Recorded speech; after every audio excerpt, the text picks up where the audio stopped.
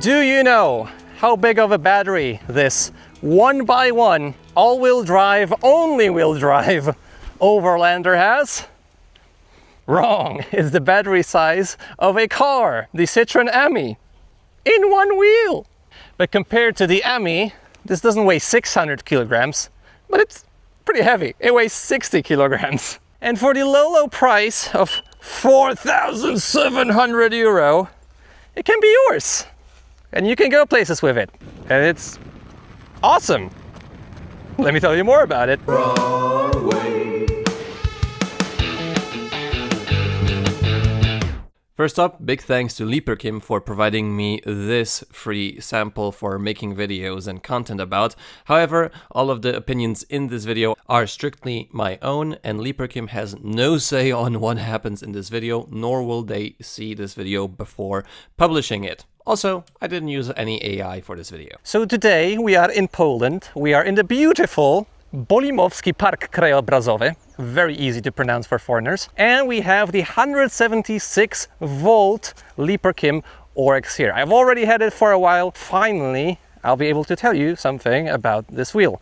And if you want to get a wheel like this in Europe, feel free to check out monokolo.eu and use my coupon code WRONGWAY for an additional 5% discount for this wheel. Well, a 5% discount is over 200 euros, so yeah, it's a bit of a bonus. And you do also help out the channel by using this coupon code. All right, so first let's get the elephant out of the way. This wheel does look a little bit different from the front. Well, I've installed a bike rack on it. It's actually here. I'll make a separate video about it, like how it's mounted, but essentially there's a screw here. We have a bunch of zip ties here on the top, and then I've put a bike bag here on the top. It's a work in progress still, so I'm not sure if this will stay on, but this totally changed riding for me because now I can just have all of my stuff here. I don't need a backpack, and hell, I can even just ride around somewhere and, you know, grab my drone, grab something to drink. It's really, it feels illegal because when you're like doing long trips on a bike, you always need to go back to a handlebar, or you need to be very good at cycling and not grab the handlebar. But even if you're good at cycling, you sometimes need to brake. And here you can do it hands-free, you just lean back. So this is kind of amazing. And I've put this on this wheel because it had good mounts. This is absolutely spectacular. And in combination with this huge battery here, 4,700 watt hours, which will bring you around 200 kilometers of range or even more, depending on the speed. This is the way to go, because when you go far on an EUC, you know that the thing that will hurt the most is your shoulders from your backpack.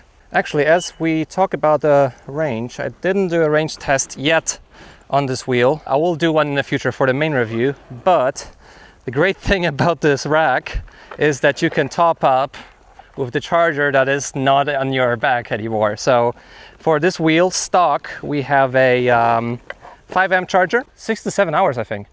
A long time to charge up this wheel, but you have to keep in mind that the battery here is huge and ginormous. But you can fast charge the wheel, for example, with a pit zoom charger. The Wrong Way coupon works on their site as well. This is their fast charger, and with this one, you can charge it up in under 2 hours, I believe. Essentially, this wheel has a 20 amp maximum rating, which means you will max out a European household socket. You can't charge faster than that before going to an actual EV plug. This is how crazy those things have become. So yeah, it just slots right in here where it belongs. I would obviously just take one charger if I go on a trip. It's the way to go. 200 kilometers on a charge. You can charge overnight, or you can do even longer distances during the day.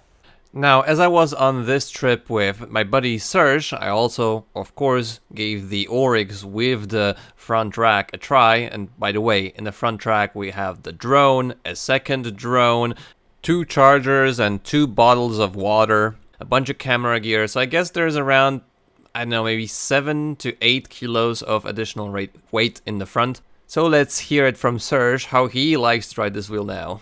The general idea that is this wheel is heavier than me by 10 kilos at least. Turn it on before. Opa! It's like really hard to hold it. Where are we going? There? You lead the way. Okay. The problem is for me when I go slow. If it's until the 15 kilometers an hour, like 12, it wobbles. Like wobbles on this wheel make you die. But then it's fine. Should I try jump? It's good when you ride. It's bad if you want to try to do something else. Like if someone have a 50 kilogram and think it's gonna be a good idea to buy this wheel as a first one, to have a big range, yes, you will have an enormous range on this wheel. But then it's a bad idea. It's like Sherman L definitely will be much easier to manipulate. Okay, and now try to turn.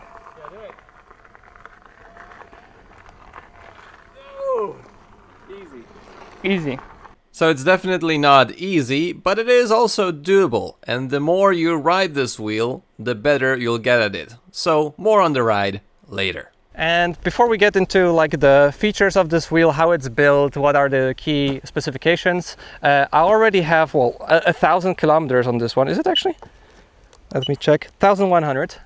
I didn't do all of those kilometers. Actually, a buddy of mine who had a broken Peugeot wheel, I borrowed this wheel to him to let him like check it out and let him ride a bit. And during this time, of course, nothing happened to the wheel. Everything is going well. It's a LeaperKim wheel, so the quality is there. But I was thinking for the longest time, what is this wheel for? Because initially I was like the first response was, wow, exciting. We have a 22-inch tire. It's huge. It's like so wide. Like the pedal clearance is insane. Like you won't get stuck in any ruts. But then I was like, oh my God, this wheel is 60 kilos. So it was very hard to accelerate. And it does have torque, but it's just so hard to access it with this additional weight and the huge amount of rotational weight on the tire. So after being excited for a small bit initially, I was like, I don't really know what this wheel is made for. It's not really good at going super fast because when you go fast on this wheel, you also need to brake. And braking is not easy on this thing. Like if you compare it to a Sherman L to other wheels that have a smaller diameter, also when going at speed, you have so much centrifugal force. It's just insanely difficult to turn on this wheel. So the perfect speed range on it is between 20 to 50 kilometers an hour. Sometimes I was going up to 70 or 80. But even before installing the rack, this wheel didn't feel sporty or like easy to accelerate on. So actually I did a very similar trip on the F22 Pro and then compared it with the Oryx, and I could actually go faster there and back with the King Song than with this heavy chunker. This made me like question what is it really for? But then I had an idea. This wheel is just made for long distances. It's not really made for going super fast. It's not really made for going just doing your grocery errands because it's way too big for that. It's made for going in between cities. If you are going in terrain like this, I don't think there will be any issues of using such a device. Well, of course, check out your local law about vehicles like these, but I mean, come on, like, we don't really disturb anyone here using this device.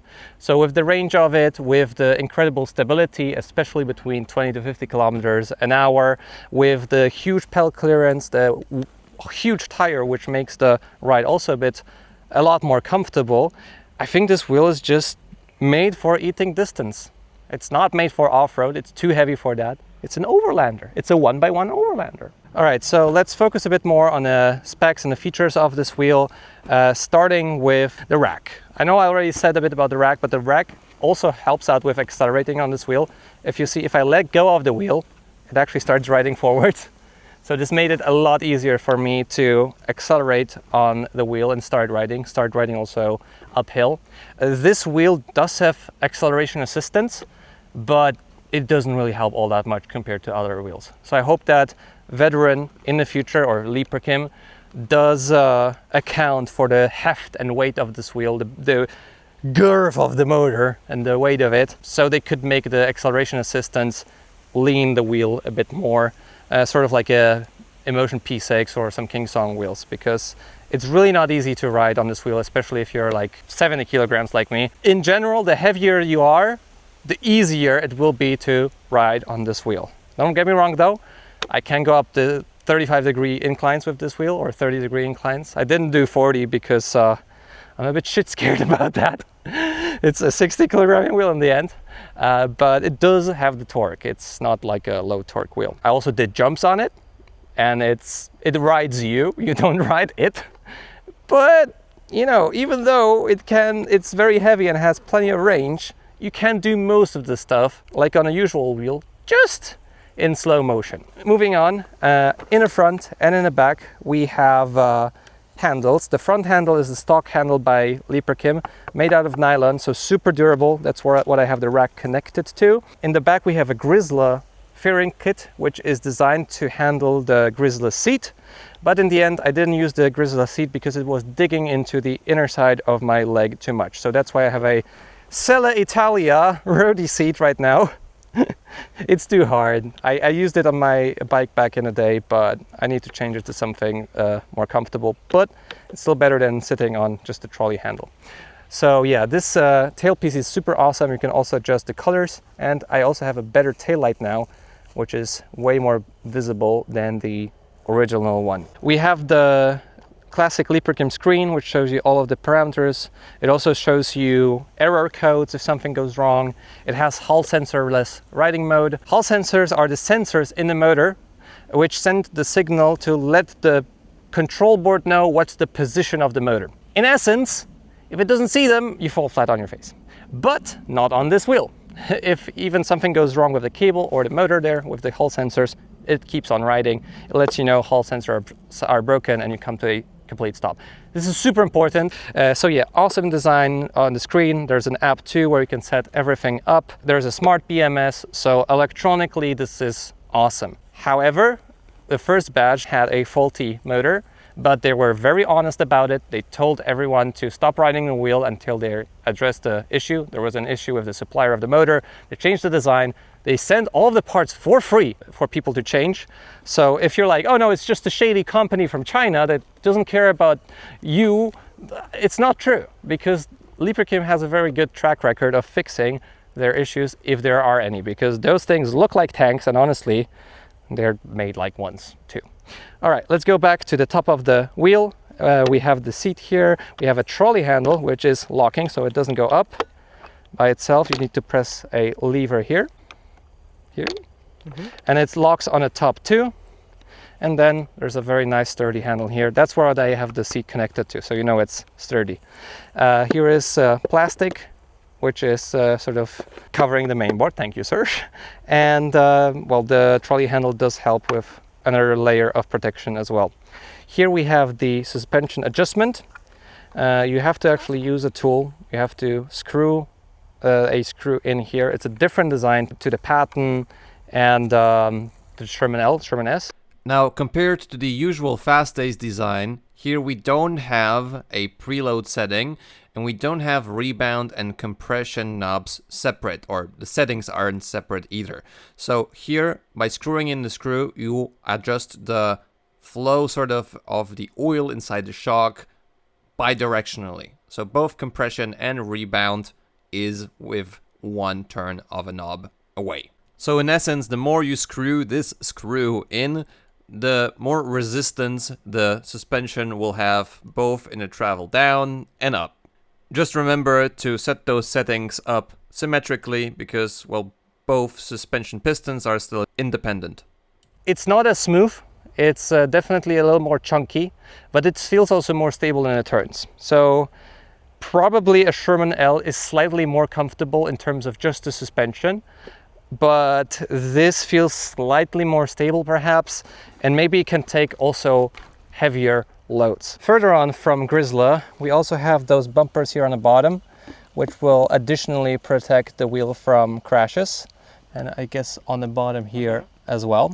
We also have the Grizzly Sync pads, so the brake pad, the extender, and this will like enhance your riding comfort.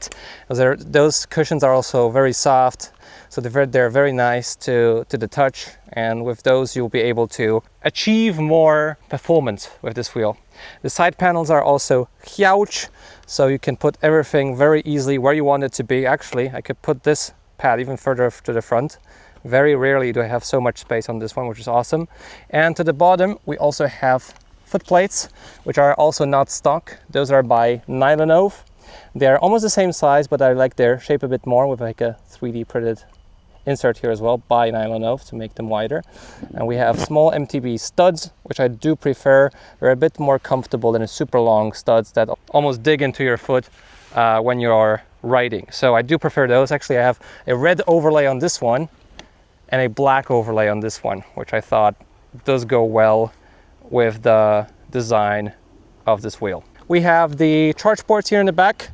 Now, I do not like the placement of the charge ports in the back, because when you put that wheel on a kickstand, it's hard to access. But we have the 4-pin connector here, same as F22 Pro, new cover design, with like a handle to like lift it up. Also with the rack now, you can just put the wheel on the front instead of the back, and then the charge port is actually easy to access. But with the battery size that we're getting here, I wish there would be actually a USB-C port or some sort of plug to charge up your peripheries.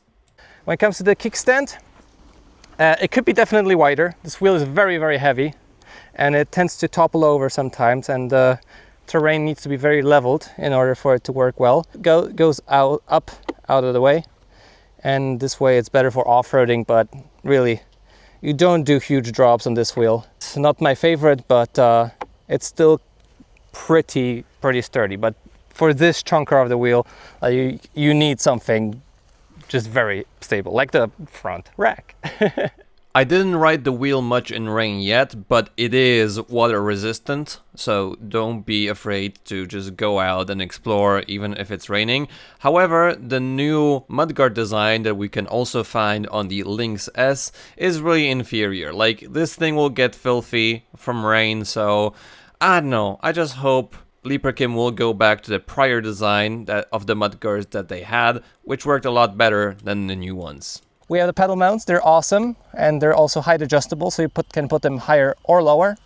And we have a ginormous tire, and the motor is ginormous too. So you can actually see that it's not just the rim that LeaperKim made bigger. It's actually a whole new design of a motor, and it has pretty narrow magnets. It has a lot of torque, but it's just very hard to access because this wheel is super heavy. So really, this wheel is not designed for high speed, at least not with the tire that I have, but I'll probably maybe change the tire to a different one and see how it behaves there. But for me, this wheel is really for cruising, for comfortable rides, not in a city, because there you need to like get on and off the wheel, accelerate, brake. This wheel is just for going far, and that's where it feels the best. With this tire, it's okay for off-roading, but you can get with a lot of wobbles with the rack. Without the rack, it still requires quite a bit of effort to go off-roading on this wheel. So for most off-roading and all-around tasks, still better to grab a Sherman L. But for the longer distance and for the bigger stability for a bigger rider, I think this is a better suit. Now the top speed on it, I think it's around like 110, 120. The free spin speed is 150 on this wheel. So it's pretty fast. I wouldn't go so fast on this wheel, but the performance is definitely certainly there. But going back to the tire, it's a 16-inch diameter. It's a super chunky tire. It's like 3.8 inches almost. Extremely wide, extremely a lot of grip and good even for like sandy conditions at times. I do have to say though that at speeds over 60 kilometers an hour, this tire becomes quite difficult to just understand, because you can be just sitting down and suddenly the wheel leans to the side, you're still going forwards, and it's very hard to you to go back into the upright position. So I don't know, I think it will be better with a street tire, but then you might have even more trouble with turning at speed. So I thought that speed is the friend of this wheel, but actually not so much, maybe because of the tire that I'm riding on. With this huge diameter, there's also a bigger option of aftermarket tires. So you can use, you know, motorcycle tires, front and rear, and find what you want. Now, because it's so covered, I forgot to tell about it. In the front, or there's a front light, and the front light has a cutoff beam, so it doesn't blind people when you are riding in the night. Also has a daytime running light, which you can turn on or off. Actually, the tail light by Grizzly you can't turn off, so that's pretty annoying. Weaker beam, stronger beam, off. And then you have also a bunch of presets for the daytime running light. Super awesome. I do need to test the Grizzly Horizon though. So look, this is the first impressions of the wheel, and now that I have a rack on it, I think that I'll have a lot more fun with it, and the extremely big battery will actually help me to find like more use cases for this wheel, because I was almost like, I don't know what to do with it. But now with the rack, the high pedal clearance really helps by doing even like, you know, paths like these that have ruts where you actually need the pedal clearance, that have like stones on the path or something else. You have the quick charging, you have the high voltage system, and between 20 to 50 kilometers an hour, that's when you get the most range. Well, actually between 20 to 30. So this wheel now, with the amount of space you also have for your legs, does seem to have a niche of its own that I didn't really anticipate before having this setup on it. So probably you'll see me and Serge, who is behind the camera, go to Gdańsk. If I say it live on video, then it's more probable that we do it. Actually, let me show Serge behind the camera. You'll do it on a race or something else? No, not a race. Not on a race. maybe I'll take somewhere Shermanel, I know. Shermanel, okay. So with a fast charger, with the right storage, you can even take tents probably in the back. I will most likely add another rack on it to the back. Finally, I don't need to have anything on my back. I can access everything on the go. This is some crazy future we live in right now, that you're able to do this somewhat safely, actually. So this is the LeaperKim Oryx, a wild goat, because that's what a Oryx is. And if you're still here, leave a like on the video, subscribe to see more content like this. I'll see you in the next video. See you soon.